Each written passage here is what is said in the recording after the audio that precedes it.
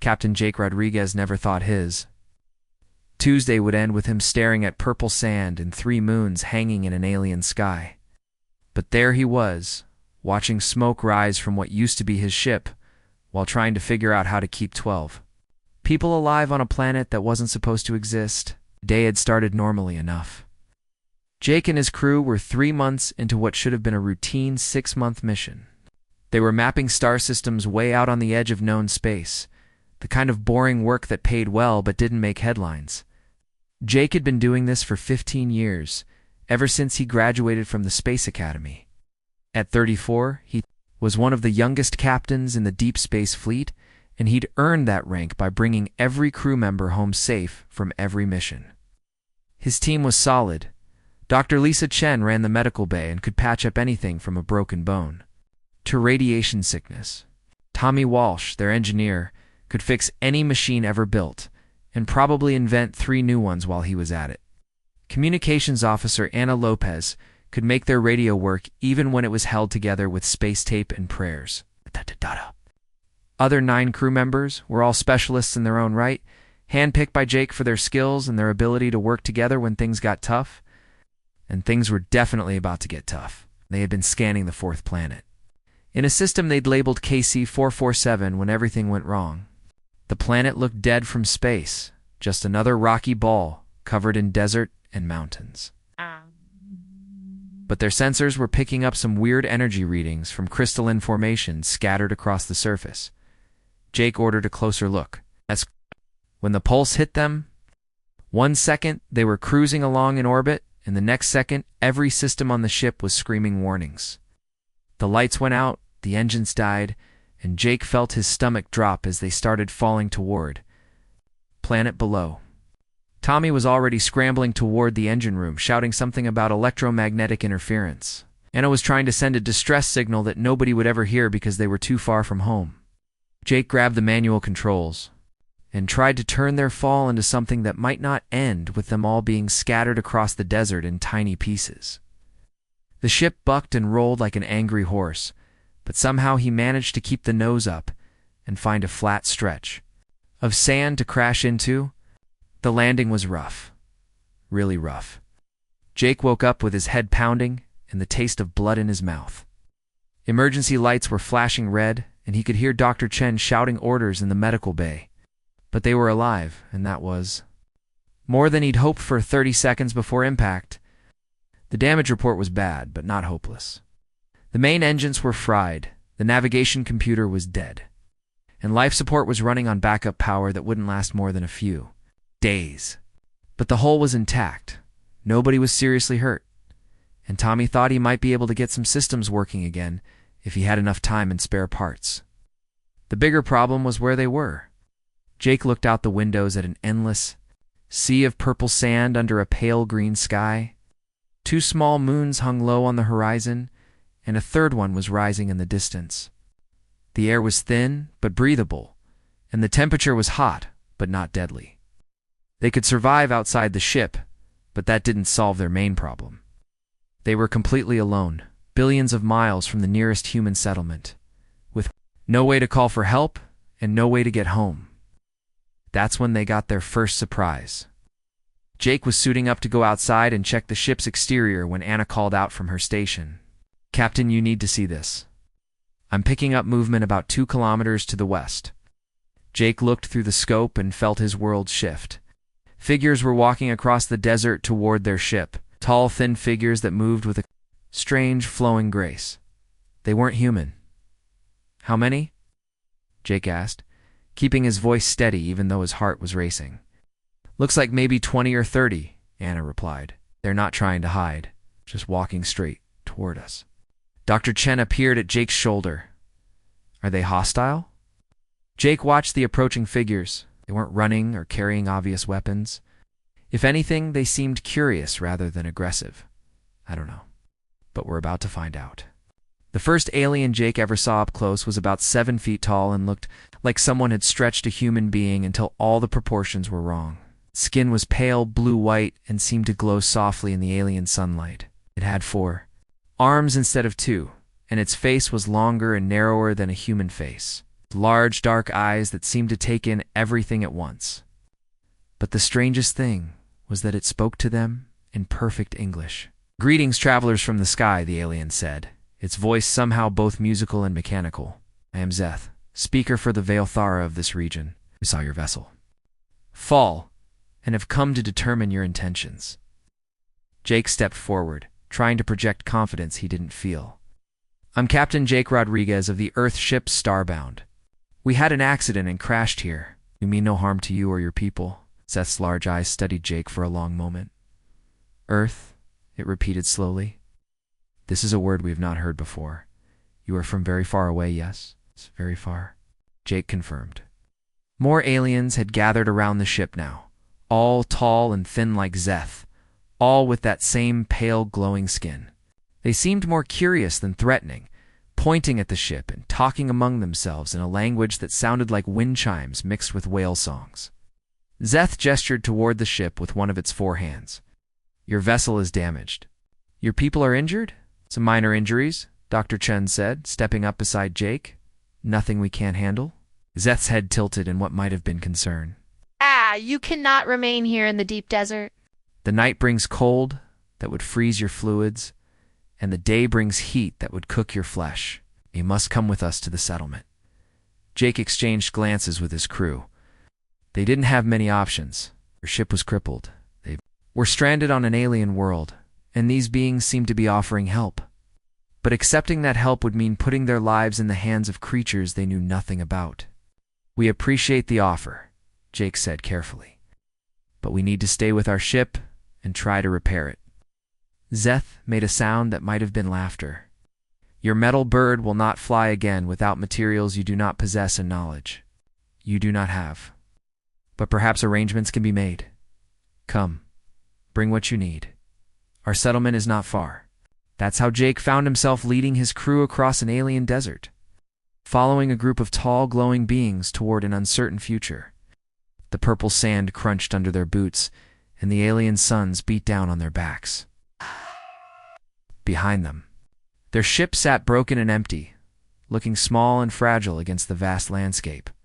Tommy was carrying a bag full of tools and spare parts. Dr. Chen had her medical supplies. Anna had managed to salvage their portable communication equipment. The rest of the crew carried water, food, and whatever personal items they couldn't bear to leave behind.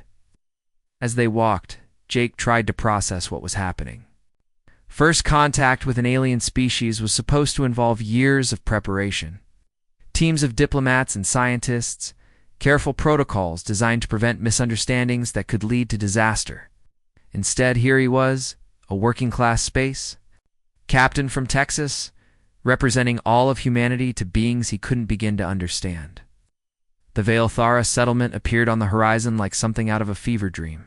Buildings that looked grown rather than built rose from the desert floor, their surfaces rippling and flowing like water frozen in motion. Towers stretched toward the sky, connected by bridges that seemed to float in midair. Everything glowed with the same soft light as the alien's skin. "Welcome to Haven of the Four Winds," Zeth said as they approached the settlement. "Here you will be safe, while we determine what can be done about your situation." Jake looked around. At the alien architecture, at the beings moving through the streets on errands he couldn't guess at the technology that seemed to blend seamlessly with the natural environment. Everything was beautiful and strange and completely beyond his understanding. "Thank you," he said, because he didn't know what else to say. What Jake didn't know, as he followed Zeth into the alien city, was that his real problems were just beginning. The electromagnetic pulse that had brought down his ship hadn't been an accident. 3 of his crew members were already showing the first signs of cellular damage from the planet's unique radiation. And somewhere in the flowing buildings of Haven of the Four Winds, decisions were being made about the fate of the humans that would change Jake's life forever. But for now, all he could do was put one foot in front of the other, and hope that his crew's trust in him wasn't misplaced. The desert stretched endlessly behind them, and the alien city rose ahead, and Jake Rodriguez was about to learn that sometimes the only way forward is through choices that seem impossible to make. 3 days after the crash, Jake was beginning to think they might actually have a chance. The Veilthera had given them comfortable quarters in what looked like a guest house made of living crystal. The walls glowed softly at night, providing warmth and light without any visible power source. The food was strange but edible, and the aliens seemed genuinely interested in helping them figure out how to repair their ship. That's when Dr. Chen came to him with news that changed everything. "Jake, we need to talk," she said, pulling him aside after the morning meal. Her face was pale, and her hands were shaking slightly. "It's about Rodriguez, Mitchell, and Park. I've been running tests on everyone since we got here. Just routine stuff to make sure the alien environment isn't affecting us badly." Jake felt his stomach drop. "What did you find?" "Their cellular structure is breaking down. The radiation from those crystal formations that knocked out our ship, it's not just electromagnetic. There's something else mixed in, something that's slowly destroying human DNA." Dr. Chen ran a hand through her hair. "I've never seen anything like it. It's like their cells are forgetting how to be human cells." "How long do they have?" Jake asked, even though he didn't want to hear the answer. "At the current rate of deterioration, maybe 3 weeks, for at the outside."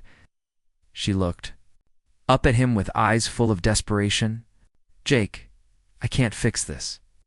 I don't even understand what's causing it. We need medical technology way beyond anything we brought with us." Jake stared out the window at the alien city, watching the Veilthera go about their daily lives. Their glowing skin pulsed gently in patterns he was beginning to recognize as emotions or communication.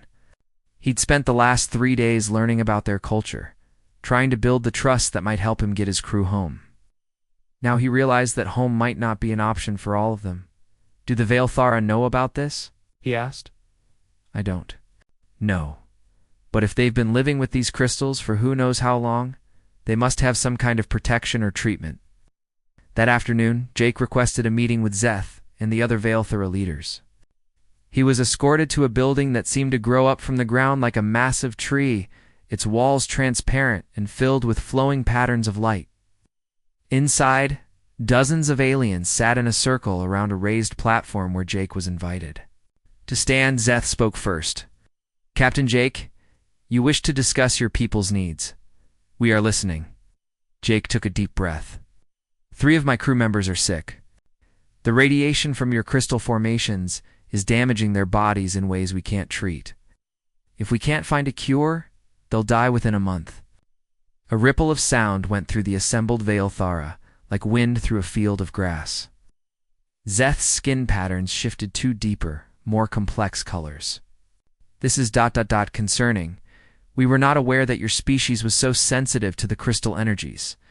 This information changes many things. Can you help them?" Jake asked directly. Another alien rose from the circle, this one even taller than Zeth, and covered in intricate silver markings. "I am Theron, High Speaker of Haven. The answer to your question is yes, we can heal your people. We have the medical knowledge and technology to repair the damage and protect them from further harm. But such aid is not given freely." Jake felt a chill that had nothing to do with the alien climate. "What do you want in return?" Theron's large dark eyes seemed to look right through him. "You must understand, Captain Jake, that we are not like your species. We do not give advanced technology or medical aid to those we do not know, those who have no permanent bonds to our society. You are what we call drift walkers, beings who travel from place to place with no lasting connections. No responsibilities beyond yourselves. We're explorers," Jake said. "We map space, gather information, and return home to share it with." "Our people?" "Exactly," Theron replied. "You take what you find and leave. How can we trust you with knowledge that could be dangerous in the wrong hands? How can we invest our resources in beings who will simply disappear back into the void?" Jake looked around the circle of alien faces, trying to read expressions that made no sense to him. What would it take to earn that trust? Before Theron could answer, another voice spoke from the back of the circle. "Perhaps I can offer a solution." Jake turned to see a Veilthara unlike any he'd met before. This one was smaller than the others, more delicately built, with skin that shifted through colors like an oil slick on water. The patterns covering her body were incredibly complex, flowing and changing as she moved. When she stepped into the light, Jake could see that her face was more expressive than the others, her eyes brighter and more focused. "I am Kira, student of the life sciences and speaker for the younger generation," she said, her English even more precise than Zeth's. "I've been studying your people since you arrived, and I believe I understand both your needs and our traditions well enough to propose a solution." Theron's skin patterns darkened. "Speak carefully, young one. These matters are not for students to decide." Kira moved closer to the center of the circle, her confidence evident despite Theron's warning. "Our traditions say that aid can be given to those who become part of our society through the bonding ceremony. If Captain Jake were to undergo bonding with a member of our community, his people would no longer be driftwalkers. They would be family, entitled to all the protection and aid we give our own." Jake felt his heart racing. "What exactly is this bonding ceremony?" "It is what you might call marriage," Kira said simply. "A permanent joining of lives, minds, and destinies. The bonded pair shares thoughts, emotions, and life force. It cannot be undone without causing great harm to both participants." The silence in the room was deafening. Jake stared at Kira, trying to process what she was suggesting. "You're saying I would have to marry one of you to save my crew?" "It's not just marry," Theron interjected. "The bonding ceremony involves genetic modification that would allow you to survive on our world permanently. You would become part Vale, able to share in our extended lifespan and mental connections. But you would also be bound to remain here for at least one full cycle of our seasons, approximately 14 of your Earth months." Jake's mind raced. Back on Earth, he had a fiancée named Rebecca who was waiting for him to return from this mission they'd been planning their wedding for when he got back. He had dreams of retiring from space exploration in a few years, maybe starting a family, definitely spending more time on solid ground. Everything Theron was describing would end all of that.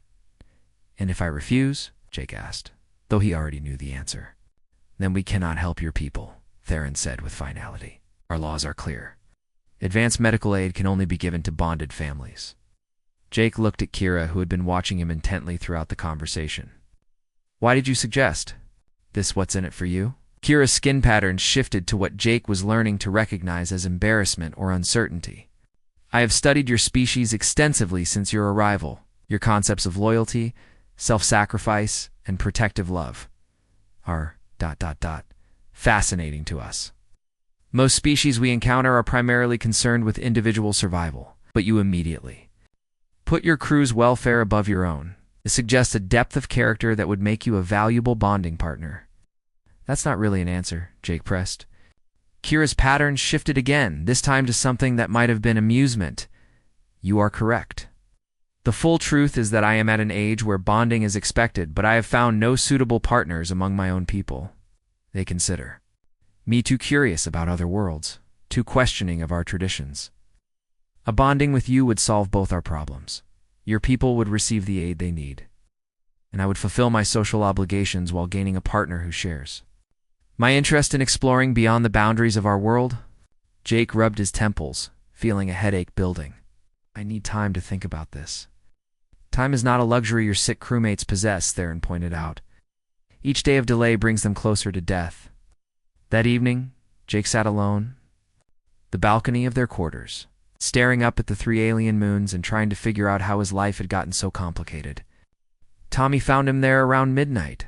"Heard about the offer," Tommy said, settling down beside him. "Hell of a thing they're asking." "It's not just what they're asking," Jake replied. "It's what I'd be giving up, Rebecca. My life on Earth, everything I planned for the future." Tommy nodded slowly. "But if you don't do it, Rodriguez, Mitchell, and Park die. And probably the rest of us too, eventually, once the radiation builds up in our systems." "I know," Jake said quietly. "I know exactly what the choice is. That's what makes it impossible." "Maybe it's not as impossible as you think," Tommy suggested. "This Kira seems different from the others.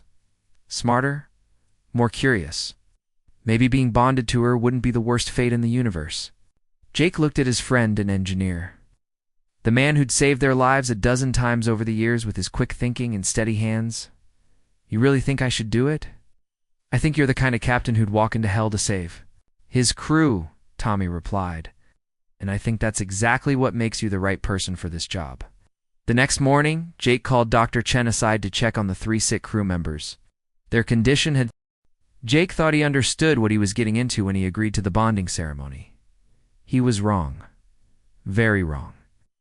The first shock came when Kira explained the preparation process. The ceremony cannot be performed on an unmodified human, she said.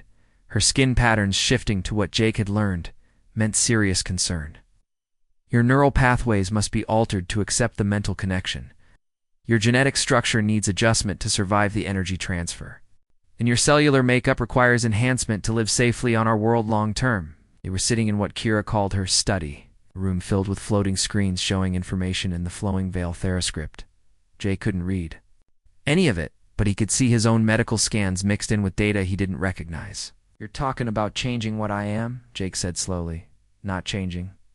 Expanding, Kira corrected. You will still be human, but you will also be capable of functioning as Veil Thera do. Think of it as adding new abilities rather than losing old ones. Jake rubbed his forehead, feeling the weight of the decision pressing down on him. What exactly will I be able to do that I can't do now? Kira's skin brightened slightly. You will be able to share thoughts and emotions directly with me. You will see colors your human eyes cannot currently detect. Your lifespan will extend to match ours, approximately 300 of your Earth years, and you will be able to survive in environments that would kill an unmodified human. And the downside? The process is irreversible, Kira said quietly. Once bonded, you cannot return to being fully human. Mental connection with me will be permanent, and you will be required to remain on our world for 1 full seasonal cycle to complete the integration. Jake thought about Rebecca, waiting for him back on Earth. He thought about his plans for retirement, his dreams of a quiet life after years of space exploration. All of that was about to disappear forever. When do we start? He asked. The preparation took 3 days, and they were the strangest 3 days of Jake's life. Kira guided him through a series of treatments that she called genetic harmonization. Jake called it the weirdest medical experience he'd ever had. The Veil Thera medical technology was unlike anything humans had developed. Instead of machines and drugs, they used what looked like living crystals that sang in harmonious frequencies. Jake would lie on a platform while these crystals surrounded him, their songs resonating through his bones and making his skin tingle. With energy he could feel but not understand. The crystals are teaching your body new patterns, Kira explained during one of the sessions. They carry the genetic information needed to make you compatible with our bonding process. Jake watched the crystals pulse with inner light, their songs creating melodies that seemed to speak directly to his cells. Does it hurt when you do this to your own people? Veil Thera, children undergo similar preparation when they reach bonding age, Kira said. But for us, it is a gradual process that takes months. For you, we must compress the changes into days. It may be uncomfortable. Uncomfortable was an understatement. By the second day, Jake felt like every cell in his body was being taken apart and put back together. His vision kept shifting, showing him colors that didn't have names. His hearing became so acute that he could distinguish the individual heartbeats of his crew members 3 rooms away. And strangest of all, he began to sense Kira's presence even when she wasn't in the room. The preliminary connection is forming, she explained when he mentioned this. After the ceremony, it will become much stronger. How strong? Jake asked, though he wasn't sure he wanted to know. Kira's pattern shifted to something that might have been nervousness, strong enough that we will share all emotions and many surface thoughts. You will know when I am happy, sad, afraid, or angry. No, I will sense the same from you. We will dream together sometimes. And if one of us is seriously injured or in danger, the other will feel it immediately. Jake stared at her. That's not marriage. That's something else entirely. It is what bonding means for our people, Kira said simply. Complete trust, complete sharing, complete commitment. Is this not what human marriage aspires to be? Jake thought about that question for a long time. In some ways, she was right. But the idea of having someone else's emotions and thoughts mixing with his own was terrifying in a way he couldn't fully explain. Meanwhile, his 3 sick crew members were getting worse. Dr. Chen was doing everything she could, but without Veilthera, medical technology. They were fighting a losing battle. Rodriguez could barely stay conscious for more than a few minutes at a time. Mitchell's skin had turned completely gray, and Park was developing symptoms that looked like his nervous. The system was shutting down. "You're doing the right thing," Dr. Chen told Jake on the morning of the ceremony. "I know it's scary, but you're saving their lives." "I hope so," Jake replied, "because there's no going back after today." The bonding ceremony was held in the largest building in Haven of the Four Winds, a massive structure that seemed to grow up from the desert floor like a crystal mountain. Hundreds of Veilthera gathered to witness what their leaders called the first interspecies bonding in our recorded history. Jake wore robes that Kira had provided, made from some kind of fabric that felt alive under his fingers. The material shifted colors as he moved, responding to his emotional state in ways that made him feel exposed and vulnerable. Kira met him at the entrance to the ceremony hall, and Jake barely recognized her. She was dressed in robes that seemed to be made of pure light, their surface covered in patterns that moved and flowed like living things. Her skin was brighter than he'd ever seen it, pulsing with colors that his newly enhanced vision could now fully appreciate. "You look nervous," she said, her voice gentle. "I am nervous," Jake admitted. "This is probably the biggest decision I've ever made." "For me as well," Kira replied. "I've studied many aspects of interspecies relations, but I have never attempted to bond with someone from another world. We are both walking into unknown territory." The ceremony itself was both beautiful and terrifying. Jake and Kira stood in the center of a circle of singing crystals while hundreds of Veilthera chanted. In their musical language, the crystals' songs grew louder and more complex, creating harmonies that seemed to reach inside Jake's chest and vibrate his heart in rhythm with the music. Then the real changes began. Jake felt something like electricity flowing between him and Kira, connecting them in ways that went beyond physical touch. His mind suddenly filled with thoughts and memories that weren't his own. He saw Kira's childhood, her education, her fascination with other worlds and other species.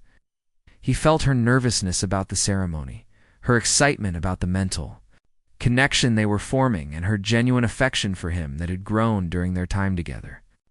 At the same time, he could sense her experiencing his memories.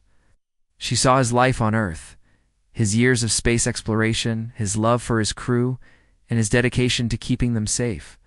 She felt his sadness about leaving Rebecca behind, and his fear about what he was becoming. The connection deepened, and Jake realized that he could feel Kira's emotions as clearly as his own. Her curiosity felt like a bright light in his mind. Her compassion was warm and comforting. Her intelligence was sharp and focused, cutting through problems with precision he admired. But most surprising of all was the affection he felt from her. It wasn't love, not yet. But it was something genuine and caring that made him realize this wasn't just a political arrangement for her. She actually wanted this bond to work.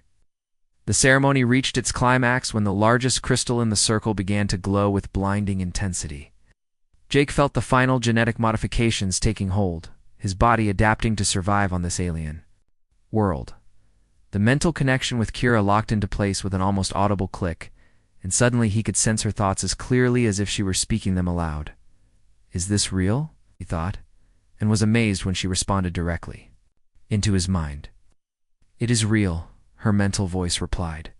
"We are bonded now, Jake Rodriguez of Earth. For better or worse, we are connected across species, across worlds, across the vast differences that separate our peoples." When the ceremony ended, Jake felt like a different person. He could see colors. He'd never imagined hear sounds that had been silent to him before, and sense the emotions of every Veilthara in the room. But most of all, he was constantly aware of Kira's presence in his mind, her thoughts and feelings mixing with his own in ways that were both comforting and overwhelming. "How do you feel?" she asked aloud, though Jake realized she already knew the answer through their connection. "Different," he said honestly. "Like I'm still me, but more than I was before." Kira's skin patterns shifted to what Jake now recognized as relief and happiness. The bonding was successful. Your people will receive the medical care they need, and your ship will be repaired. You have saved your crew, Jake Rodriguez. Jake looked around at the gathered Veilthara, all of them watching him with expressions he was finally beginning to understand. He thought about his crew, who would live because of what he'd just done. He thought about the connection he now shared. With Kira, strange and new, but surprisingly comfortable. And he thought about Earth, farther away now than it had ever been. Not. The first week after the bonding ceremony was the hardest week of Jake's life. Not because of regret, but because his brain felt like it was trying to process two different realities at the same time. Every morning, Jake woke up knowing exactly how Kira was feeling before he even opened his eyes. If she was excited about something, his heart would race with anticipation he didn't understand. If she was worried, anxiety would creep into his thoughts for no reason he could identify. It was like having someone else's emotions constantly playing in the background of his mind. "This is normal," Kira assured him during one of their daily walks through the crystal gardens near the settlement. New bonded pairs always struggle with the mental adjustment. It will become more natural with time. Jake watched the alien plants around them, their crystalline leaves chiming softly in the breeze. His enhanced vision could now see the energy patterns flowing through them, beautiful streams of light that pulsed in rhythm with some cosmic heartbeat he was only beginning to understand. "How long did it take you to get used to it?" he asked. Kira's skin pattern shifted to what Jake now recognized as gentle amusement.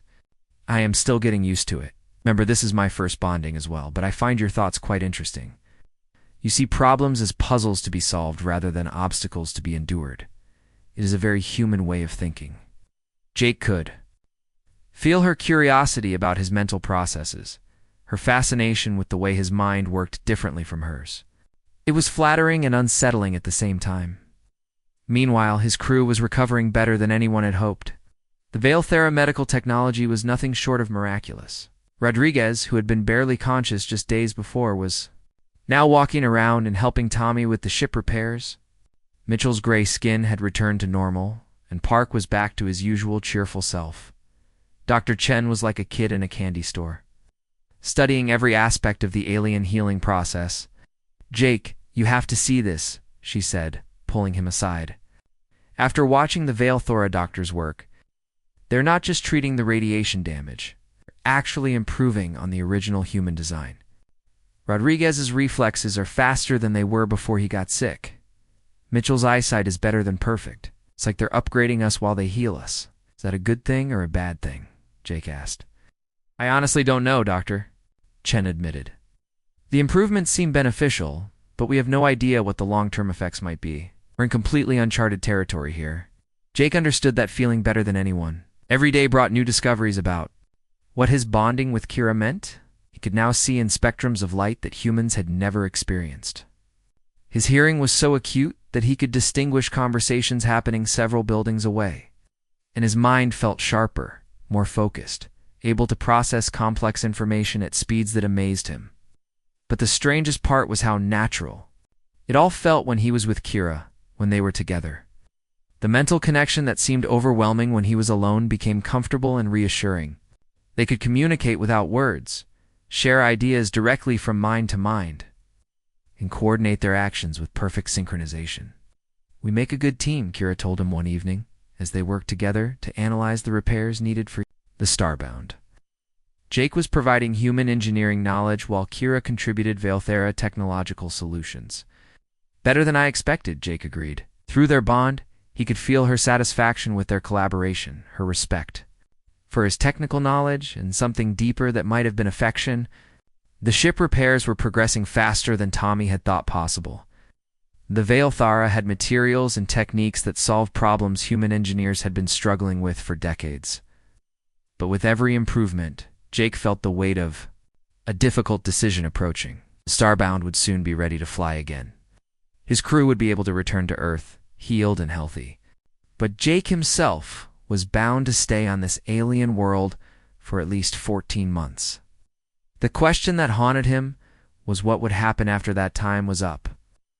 "You are thinking about the future again," Kira observed one night as they sat on the balcony of their shared quarters, watching the 3 moons rise over the desert. Jake nodded. "I can't help it. My crew will leave soon, and I'll be here alone, except for you." Everything I've known, everyone I've cared about, will be billions of miles away. Kira was quiet for a moment, her skin patterns shifting through. Colors that Jake had learned meant deep thought. You will not be alone, she said finally.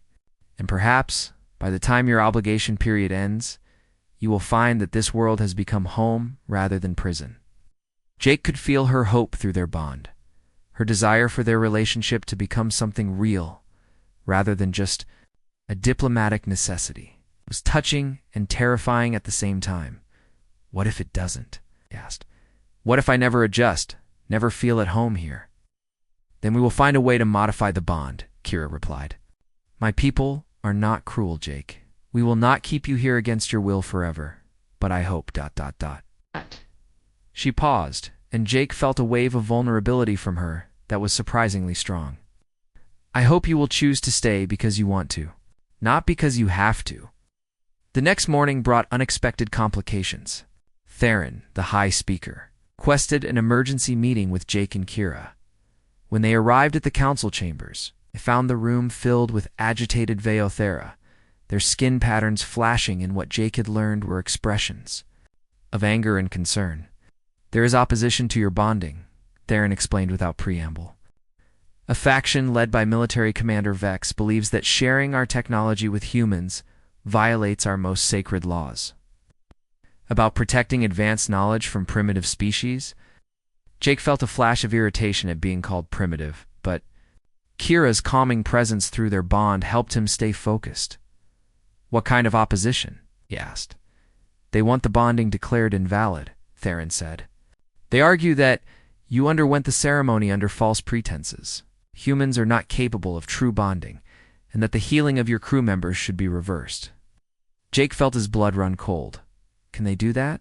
Not easily, Theron admitted, but they have supporters among the older families, those who believe our isolation has kept us safe for millennia. Your presence here represents change, and change is always frightening to some. Kira's skin patterns darkened with anger. This is ridiculous. Jake has proven his worthiness through his willingness to sacrifice everything for his crew. The bonding ceremony was conducted properly according to all our traditions. Nevertheless, Theron continued, Vex has demanded a formal challenge. He claims the right to test Jake's commitment to our people and our ways. What kind of test? Jake asked, though he suspected he wouldn't like the answer. A trial of understanding. Theron explained, you must demonstrate knowledge of our culture, our history, our values sufficient to prove that you are truly committed to becoming one of us, rather than simply using us for your crew's benefit. Jake looked at Kira, feeling her anxiety mixing with his own. Through their bond, he could sense her fear that he might fail this test and be forced to leave before their relationship had a chance to develop. When Jake asked, tomorrow, Theron said Vex wants this resolved quickly before your crew departs. That night, Jake and Kira worked together to prepare for the trial. She shared her knowledge directly through their mental connection, downloading centuries of Veothera history, culture, and philosophy into his enhanced mind. It was overwhelming and exhausting, but also fascinating. Your people have been through so much, Jake said, as he absorbed the story of their civilization's rise from primitive desert dwellers to masters of crystal technology. Wars, environmental disasters, social upheavals. How did you survive it? All by learning to work together, Kira replied. By putting the survival of our society above individual desires. It is why the bonding ceremony is so important to us. It represents the willingness to sacrifice personal freedom for the greater good. Jake understood then why his willingness to undergo bonding had impressed the Veothera so much. In their culture, putting others before yourself was the highest virtue. His decision to save his crew at the cost of his own freedom had marked him as someone who shared their most fundamental values. I think I'm ready, Jake said as the first alien dawn began to brighten the horizon. Kira's skin patterns shifted to warm colors of affection and support. You are more ready than you. No.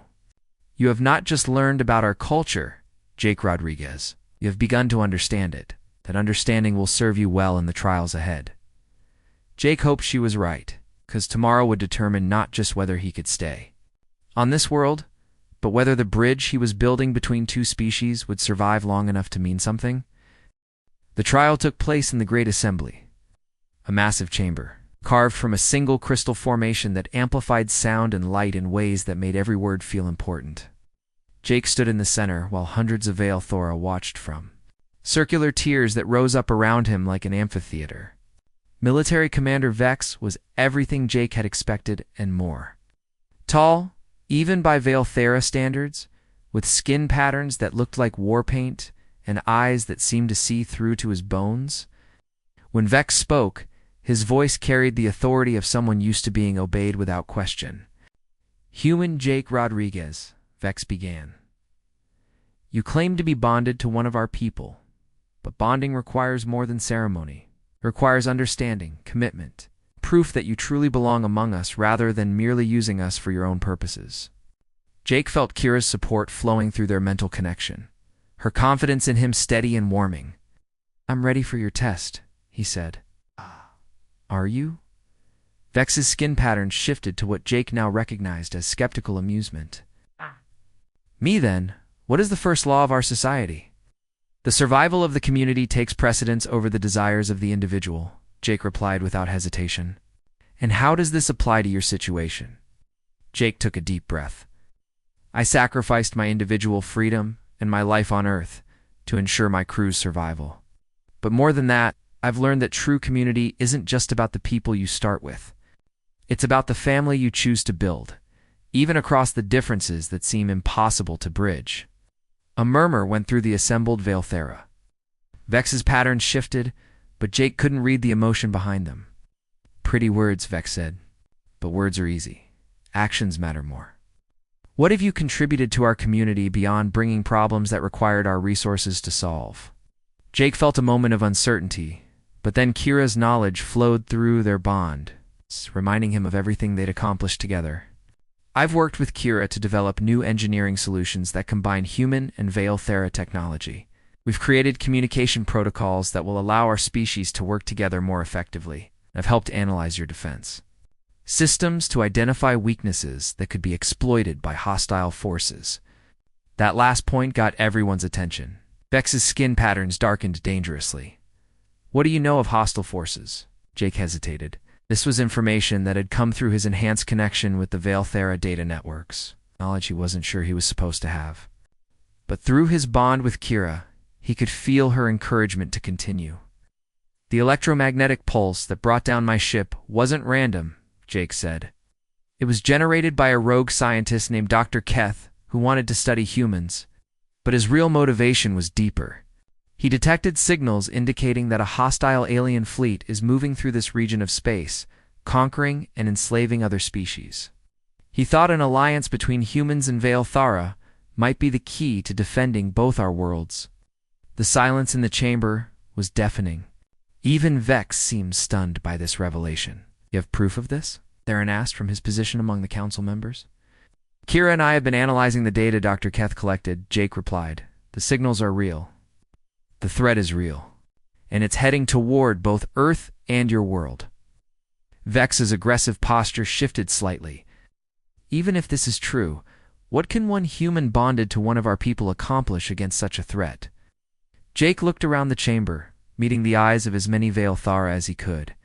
"Alone? Nothing.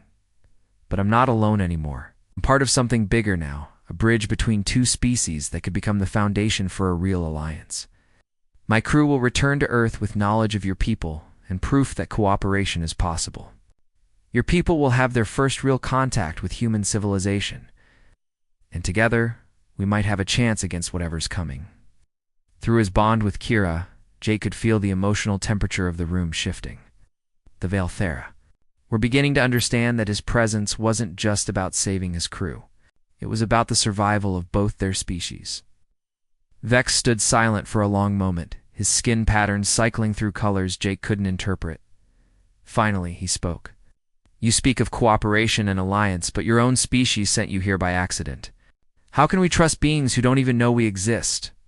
"Because that's exactly why you can trust us," Jake replied. "We didn't come here looking for conquest or exploitation. We came here by accident, found ourselves in trouble, and your people chose to help us." That kind of first contact based on need and mutual aid, rather than politics and power, is the best foundation for real cooperation anyone could ask for. Kira stepped forward then, her skin blazing with patterns of fierce determination. Commander Vex, with respect, you are asking the wrong questions.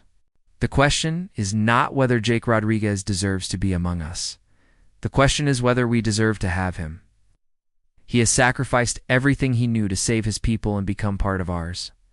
He has brought us knowledge, skills, and perspectives we never had before. And he has proven that the barriers between species are not as impossible to cross as we believed. She moved to stand beside Jake, and through their bond, he felt her absolute conviction in what she was saying. I have studied 17 different alien species over the course of my career. None of them showed the capacity for growth, adaptation, and genuine partnership that I have seen in this one human. If we reject him, we reject the possibility of becoming something greater than we are alone. The chamber erupted in discussion. As Valethera debated among themselves in their musical language, Jake couldn't understand the words, but through Kira he could sense the emotional currents flowing through the crowd. Fear, hope, curiosity, and determination all mixed together in a complex symphony of feeling. Finally, Theron called for order. Commander Vex, do you have more questions for the bonded pair? Vex stared at Jake for a long moment, then at Kira, then back at Jake. One final question, he said. Your ship is repaired. Your crew is healed. You could invoke the emergency departure clause in your bonding agreement and leave with them. Why don't you? Jake felt the weight of the question.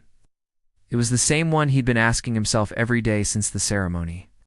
Through his bond with Kira, he could feel her fear that he might actually choose to leave, mixed with her determination not to influence his answer.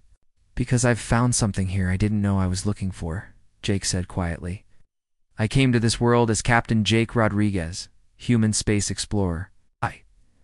But I'm leaving this chamber as something new, something that never existed before. I'm a bridge between worlds, a living proof that the universe is bigger and more connected than either of our species imagined alone. He looked at Kira, letting her feel through their bond how much she meant to him, how much their partnership had come to matter. I'm not staying because I have to anymore. I'm staying because I want to. Because the work we're doing together, the relationship we're building, the alliance we're creating, it's more important than any individual life or plan I left behind. The vote, when it came, was closer than Jake had hoped, but decisive enough to matter. The majority of the council agreed that the bonding was valid, and that Jake had proven his commitment to Valethera society. More importantly, they voted to begin formal diplomatic contact with Earth, using Jake and his crew as the first ambassadors of a new age of interspecies cooperation. As the Starbound prepared for departure 3 days later, Jake stood with his crew for what might be the last time. Dr. Chen, Tommy, Rodriguez, Mitchell Park, and all the others who had become like family to him over the years, are sure about. This captain? Tommy asked, using Jake's old title one last time. I'm sure, Jake replied. But I need you all to do something for me when you get back to Earth. Anything, Dr. Chen said. Tell them what really happened here. Not just the official report, but the real story. Tell them that there are good people out here among the stars. People who are willing to help when help is needed. Tell them that the universe is full of possibilities we never imagined. Tommy grinned. And tell them that Captain Jake Rodriguez found himself a home among the aliens. Jake laughed. Something like that? After the Starbound disappeared into the alien sky, Jake stood with Kira on the observation deck of their shared quarters, watching the stars wheel overhead. Through their bond, he could feel her contentment, her excitement about the future they would build together. Do you ever regret it? She asked. Everything you left behind? Jake thought about Rebecca, who would move on and find happiness with someone else. He thought about Earth, which would always be his birth world, but no longer felt like home. He thought about the life he'd planned that would never happen now. No, he said, and was surprised to realize he meant it completely. I can't regret. The path that led me to you, to this life, to becoming something I never could have imagined.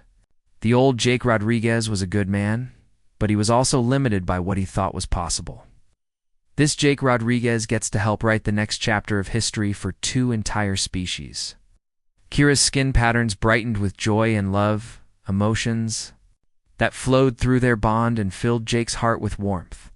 And what will that chapter say? Jake looked up at the stars, no longer